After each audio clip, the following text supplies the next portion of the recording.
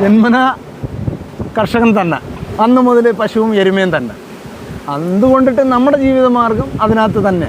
ഒരു പശു തൊട്ട് തുടങ്ങി കൂടെ അങ്ങനെ മേടിച്ചാണ് ഇത്രയും പശുവിൽ വന്നത്. എരുമ എനിക്ക് നിർത്തുന്നത് ഒരു ഹോബിയാണ്. പശു ഒരു ജീവിത മാർഗമാണെന്ന് തെളിയിച്ച ഒരു സാധാരണ കർഷകന്റെ കൂടെയാണ് നമ്മളിപ്പോൾ എത്തി നിൽക്കുന്നത്. നമ്മുടെ കൊല്ലം കണ്ണനല്ലൂരുള്ള നമ്മുടെ ഷെരീഫിക്കയുടെ കൂടെയാണ്. അപ്പോൾ ഇതാണ് നമ്മുടെ ഷെരീഫിക്ക. നമ്മൾ ഈ ഒരു മേഖലയിൽ വന്നിട്ട് ഇപ്പോൾ ശരിക്കും എത്ര നാളായി? 35 വർഷം കഴിഞ്ഞു. 35 വർഷം കഴിഞ്ഞു. അതായത് കുട്ടിക്കാലം തൊട്ട് തുടങ്ങിയതാണ്? അതെ, കുട്ടിക്കാലം തൊട്ട് തുടങ്ങിയത്. നമ്മൾ ശരിക്കും എത്ര പശുക്കളാണ് തുടങ്ങി നമ്മൾ സ്റ്റാർട്ട് ചെയ്തത്? ഞാൻ സ്റ്റാർട്ടിങ് എന്ന് പറയാൻ ആടുകളിൽ നിന്ന് തുടങ്ങിയാണ് പശുക്കളിൽ വന്നതും. ആടിലാണ് പശു. ഓക്കെ.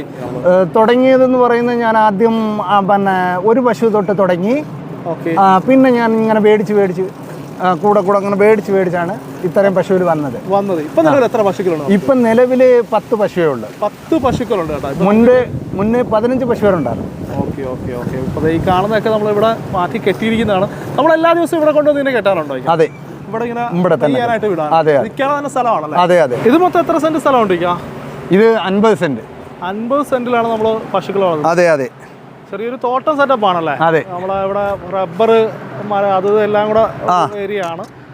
അതിലേക്ക് നമ്മൾ കൊണ്ടിടക്കി കിട്ടും. അപ്പൊ ഈ റബ്ബറിന്റെ ഇല തിന്നുന്ന വിഷയമല്ലേ? റബ്ബറിന്റെ ഇല തിന്നാ വിഷയമുണ്ട്. റബ്ബറിന്റെ ഇല തിന്നാൽ അതിന്റെ കറയെന്ന് പറയുന്നത് ദഹിച്ചു മാറുന്നതല്ല. അത് അങ്ങനെ തന്നെ ആമാശയത്തില് കിടക്കത്തുള്ളൂ. അതെ. പിന്നെ നമ്മുടെ ആ റബ്ബറിന്റെ ചുവട്ടിലോട്ട് അഴിച്ച് നമ്മൾ മാറ്റി കെട്ടത്തില്ല. വെട്ടുന്ന റബ്ബറിന്റെ അടുത്തോട്ട് കൊണ്ടുപോയി കെട്ടൂല. ഒരു ദിവസം എങ്ങനെയൊക്കെയാ ഇപ്പോൾ തുടങ്ങുന്നത്? രാവിലെ ഞാനൊരു 6:30 ആകുമ്പോഴേ എഴുന്നേക്കും. എഴുന്നേറ്റ് അപ്പോഴും പരിപാടി തുടങ്ങും. പിന്നീടെന്ന് പറയുന്ന രാത്രി ഒരു 11:30 ആവും കഴിയാൻ. കാരണം ഇവരുടെ പരിചരണം ഭൂരിപക്ഷവും ഞാൻ തന്നെയാണ്. പിന്നെ നമ്മുടെ മക്കളുമാരുണ്ടെങ്കിൽ അവരിവിടെ സഹായിക്കും. അവർ കോളേജിൽ ഫാർമറാണ്. അതെ. അല്ല, വേറെ പണിയൊന്നുമില്ല? ഇല്ല. ഞാൻ ഒരു കാര്യം എടുത്ത് ചോദിക്കുകയാണ്, നമുക്ക് ഈ ഒരു മേഖലയിൽ ജീവിച്ചു പോകാൻ കഴിയുന്നുണ്ടോ? ജീവിച്ചു പോകാൻ കഴിയും, എന്നാൽ മുമ്പത്തെ പോലുള്ള ലാഭം ഇപ്പോഴും ഇല്ല. നമ്മൾ സ്വന്തമായിട്ട് കൈകാര്യം ചെയ്തു പോയാൽ നമുക്കുള്ള ജീവിക്കാനുള്ള മാർഗം ഇതിനകത്തുണ്ട്.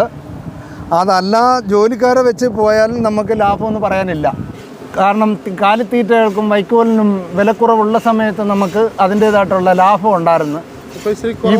ഇപ്പം ലാഭവിധം വളരെ കുറവാണ്. കാരണം വൈക്കോലിനും കാലിത്തീറ്റയ്ക്കും വില കൂടുതലുമുണ്ട്.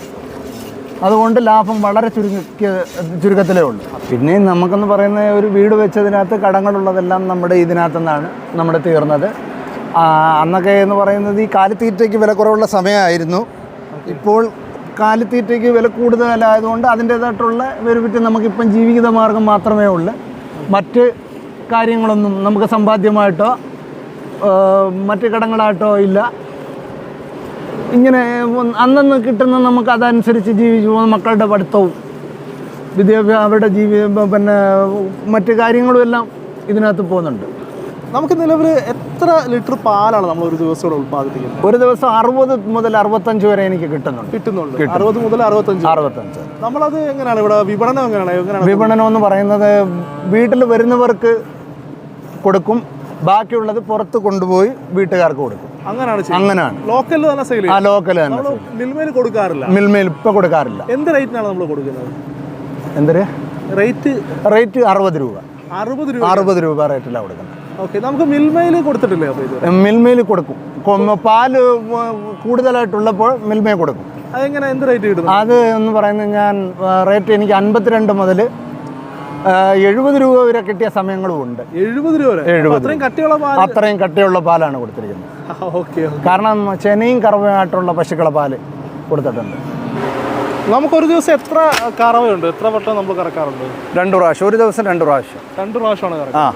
അത് അതിൽ 3 പശു എന്ന് പറയുന്നത് ഒരു നേരം മാത്രമേ കറവ. 2 പശു ഒരു നേരം മാത്രമേ കറവയുള്ളൂ. കാരണം അവർ ചെനയാണ്.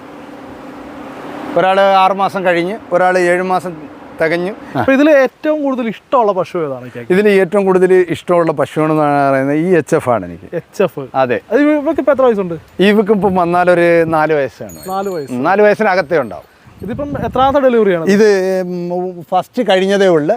ഇപ്പം രണ്ടാമത്തത് ഇപ്പം 6 മാസം ഗർഭിണിയാണ്. അതായത് കന്നി പ്രസവമായിരുന്നു? അതെ. ഇത് എവിടെ നിന്ന് വാങ്ങിയതാ? ഇത് ഞാൻ ഇവിടെ ആദിശനല്ലൂരിൽ നിന്നാണ് വാങ്ങിയത്. അവിടുന്ന് വാങ്ങിയത്. നമുക്ക് ഇത് ശരിക്കും എത്ര ലിറ്റർ പാല് കിട്ടും? ഇത് എനിക്ക് പ്രസവിച്ച ഉടൻ, ആദ്യത്തെ പ്രസവിച്ച ഉടൻ എനിക്ക് 19 ലിറ്റർ പാല് കിട്ടി. 19 ലിറ്റർ പാല് കന്നിക്ക് തന്നെ നമുക്ക് അത്ര. അതെ അതെ അതെ. അത്യാവശ്യം പാൽ ഈൽഡ് കിട്ടുന്ന പശു തന്നെയാണ്. അത് മോഴയാണ്. ഇത് ശരിക്കും പറഞ്ഞു കഴിഞ്ഞാൽ ചിന്താമണി. അതെ, നല്ല ഇനത്തിൽപ്പെട്ട പശുവാണ്. നല്ല ഇനത്തിൽപ്പെട്ട പശുവാണ്. അപ്പൊ ഇതൊരു എരുമക്കുട്ടിയാണ് കേട്ടോ. എരുമയുടെ കുട്ടിയാണ്. ആള് പാല് കുടിക്കാൻ വേണ്ടിട്ട് ഓടുകയാണ്. തള്ളയെടുത്തോട്ട് ഓടിപ്പോവാണ്. അപ്പൊ ഈ എരുമയുടെ കാര്യം എങ്ങനെയൊക്കെയാ? ഇതിപ്പോ എത്ര വയസ്സുണ്ട്? എരുമയ്ക്ക് ഇപ്പം 5 വയസ്സിന് മുകളിൽ കാണും. 5 വയസ്സിന് മുകളിൽ. നമ്മുടെ കയ്യിൽ വന്നിട്ട് ഇപ്പൊ എത്ര നാളായി? എന്റെ കയ്യിൽ വന്നിട്ട് 2 മാസമായി. 2 മാസമായിട്ടുള്ളൂ അല്ലേ? ഇത് എന്ത് കുട്ടിയാണ്? ഇത് പെൺകുട്ടിയാണ്. പെൺകുട്ടിയാണ്. അതെ. അപ്പോ ഇത് കുട്ടിയും തള്ളയും കൂടെ വാങ്ങിയതോ? അല്ല, ഗർഭിണിയായിട്ടിരുന്നപ്പം വാങ്ങിയത്. ഇവിടെ നിറച്ചെനയിൽ മേടിച്ചതാ. നിറച്ചെനയിൽ മേടിച്ചത്. അതെ. അപ്പൊ ഇത് കുട്ടിക്ക് ഇപ്പൊ എന്ത് പ്രായമുണ്ട്? കുട്ടി 25 ദിവസം കഴിഞ്ഞു. 25 ദിവസം ആയിട്ടുള്ളൂ. അതെ. ഇവർക്ക് നമ്മള് എണ്ണ പുരട്ടി തന്നെ കറക്കേണ്ടതായിട്ടുണ്ട്. ഹാർഡാണെന്ന് കേട്ടിട്ടുണ്ട് എരുമയെ കറക്കുക എന്നുള്ളത്. എരുമയുടെ കാമ്പ് കുറച്ച് പശുവിനെക്കാളും ഹാർഡാണല്ലോ. ഈ വലിയ വിഷയമില്ല. കറവ അറിയുന്നവർക്ക് വിഷയമല്ല. ഏത് കടുപ്പമുള്ള കാമ്പായാലും കറക്കും, ഏത് കടുപ്പം കുറഞ്ഞതായാലും കറക്കും. കറവ ശരിക്കറിയാവുന്നവനാണെങ്കിലും അവന് കറവയ്ക്ക് വിഷയം വരത്തില്ല. എന്നെ സംബന്ധിച്ചിടത്തോളം എനിക്കൊരു വിഷയമല്ല. അല്ല, എരുമയായാലും ശരി, കട്ടിയുള്ള കാമ്പുള്ള പശു ആയാലും ശരി, എനിക്കതൊരു വിഷയമല്ല. ഞാൻ ഏത് കാമ്പും കറക്കും. കാരണം നമ്മളെ പൊടിപ്പരുവത്തിലെ നമുക്കുള്ള ജോലി ഇതാണ്. സാധാരണ എല്ലാവരും പറഞ്ഞു കേൾക്കാറുള്ളതെന്ന് വെച്ചാൽ എരുമ കറക്കാൻ ഇച്ചിരി ബുദ്ധിമുട്ടാണ്. ആള് പ്രശ്നം ഉണ്ടാക്കും, അടിക്കും, തൊഴിക്കും എന്നൊക്കെയാണ്. പക്ഷെ ആള് അത്യാവശ്യം കുഴപ്പമില്ല, കൂളായിട്ട് നിൽക്കുന്നുണ്ട് കേട്ടോ. നമ്മുടെ എരുമ ബുദ്ധിമുട്ടുള്ളതല്ല. അല്ല, പ്രശ്നഹാരിയല്ല. അതെ. ശരിക്കും ഇവക്ക് എത്ര ലിറ്റർ നമുക്ക് കിട്ടാറുണ്ട്? ഇപ്പോൾ 8 ലിറ്റർ പാലായി. 8 ലിറ്റർ പാൽ. അതായത് ഫുള്ള് നമ്മൾ കറക്കത്തില്ല. കുട്ടിക്ക് കൊടുക്കും. കുട്ടിക്ക് ഏതാണ്ട് 1.5 കാമ്പോളം കുട്ടിക്ക് കൊടുത്തതിന് ശേഷം മാത്രമേ നമ്മൾ പാൽ പിഴിയൂ. അത് കഴിഞ്ഞിട്ടുള്ള കറവയെ നമ്മൾ കറന്നെടുക്കും. ഇവളുടെ പാലിന്റെ ഫാറ്റ് കാര്യങ്ങൾ? അതെ അതെ അതെ, ഫാറ്റ് കൂടുതലായിരിക്കും. SNF നോക്കിയിട്ടുണ്ടോ? നമ്മൾ ചെക്ക് ചെയ്തു. ഞാൻ ഇത് നോക്കിയിട്ടില്ല. കാരണം എനിക്ക് മുൻകാലങ്ങളിലുള്ള എരുമകളിൽ ഞാൻ നോക്കിയിട്ടുണ്ടായിരുന്നു. ഇതിന് മുമ്പേ എരുമ ഉണ്ടായിരുന്നു? മുന്നേ എരുമ ഉണ്ടായിരുന്നു. എരുമ എനിക്ക് നിർത്തുന്നത് ഒരു ഹോബിയാണ്. എൻ്റെ ഒരു ഇഷ്ടത്തിന് വേണ്ടി ഞാൻ ഇങ്ങനെ എരുമകളെ മേടിച്ചിരുന്നത്. അതെ. അപ്പോൾ ഈ കുട്ടിയെ കൊടുക്കാറുണ്ടോ നമ്മൾ? കുട്ടികളെ മുന്നേ ഉള്ളതൊക്കെ ഈ ആൺകുട്ടികളാണെങ്കിൽ വളർത്തിയിട്ട് കൊടുക്കും. കുറേ വളർത്തിയിട്ടേ കൊടുക്കും. അല്ലാതെ നമ്മൾ കുഞ്ഞിലേ കൊടുക്കത്തില്ല? കുഞ്ഞിലേന്നും കൊടുക്കില്ല. നമ്മൾ കുട്ടികളെ എത്ര നാൾ കുടിപ്പിക്കാറുണ്ട്? കുട്ടിയെ ഞാൻ ഏതാണ്ട് ഒരു 3-4 മാസം വരെ കുടിപ്പിക്കും. 3-4 മാസം വരെ? അത്രേ ഉള്ളൂ. ഇത് ഡെലിവറി കഴിഞ്ഞിട്ട് ഇപ്പോൾ എത്ര നാളായി? ഇപ്പോൾ ഒരു 4 മാസം കഴിഞ്ഞു. 4 മാസം. ഇപ്പം പാലോടി നിർത്താനായിട്ടുള്ള? പാലോടി പിന്നെ വിടത്തില്ല. കറന്നതിന് ശേഷം വിടൂല. അതിന് മുമ്പ് ഒന്ന് വിടുന്നതേ ഉള്ളൂ. ഓക്കെ. ഇതിപ്പം കൊമ്പനാണോ അതോ? കൊമ്പനാണല്ലേ. നമ്മളിങ്ങനെ ഈ കൊമ്പന്മാരെ എത്ര നാൾ വരെ നമുക്ക് നിർത്താറുണ്ട്? അല്ല, കുട്ടികളെ നമ്മൾ എത്ര നാൾ വരെ നിർത്താം? കുട്ടിയെ ഞാൻ ഏതാണ്ട് 1 വയസ്സ്.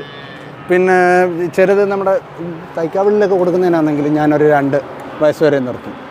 നേർച്ചയുള്ളതല്ലൊക്കെ ആണെങ്കിൽ കുമ്പന്മാരെ 2 വയസ്സ് വരെ നിർത്തും. പെൺകുട്ടിയാണെങ്കിൽ നമ്മൾ കൊടുക്കത്തില്ലല്ലോ? പെൺകുട്ടികളെ കൊടുക്കും അങ്ങ്. കാരണം കുട്ടിത്തരങ്ങളെ വളർത്തക്കം നല്ല ബുദ്ധിമുട്ടുണ്ട്. കാരണം ഇത്രയും വലിയ പശുക്കൾ കിടക്കുന്നിടത്തേ. പിന്നെ അത്യാവശ്യം എന്ന് തോന്നുന്നത് മാത്രമേ ഞാൻ വളർത്തും. ഇല്ല, കുട്ടിയൊക്കെ വളർത്തായിട്ടിരിക്കുക. അതായത് നമുക്ക് ഇഷ്ടപ്പെടുന്നതിനെ മാത്രം വളർത്തും. അതെ. ഇത് കൈ കൊണ്ട് തന്നെ പിഴിയുന്ന കാര്യം? അതെ, എല്ലാം കൈ കൊണ്ട് തന്നെ പിഴിയുന്നത്. മെഷീൻ എന്താ വെക്കാത്ത? മെഷീൻ വെക്കാത്ത എനിക്ക് മെഷീൻ്റെ താല്പര്യക്കുറവുണ്ട്. ഇത് മാത്രവുമല്ല, മെഷീനൊക്കെ വെക്കുന്ന മാടുകൾക്ക് പലതവണ അകിട് വീക്കങ്ങൾ ഒക്കെ ചെയ്യുന്നുണ്ട്. നമുക്ക് പിന്നെ അങ്ങനെ ഒരു വിഷയങ്ങളൊന്നുമില്ല. ഞാൻ സ്വന്തമായിട്ട് കൈകാര്യം ചെയ്യുന്നത് കൊണ്ടിട്ട് നമ്മുടെ പശുക്കൾക്ക് അങ്ങനെ ഒരു അകിട് വീക്കമൊന്നും വന്നിട്ടില്ല. ആടുകൾ എത്ര നാൾ വളർത്തിയായിരുന്നു? ആടുകൾ ഞാൻ ഏതാണ്ട് ഒരു 25 വർഷത്തോളം വളർത്തി. ആടും പശു എല്ലാം കൂടെ? അതെ അതെ അതെ.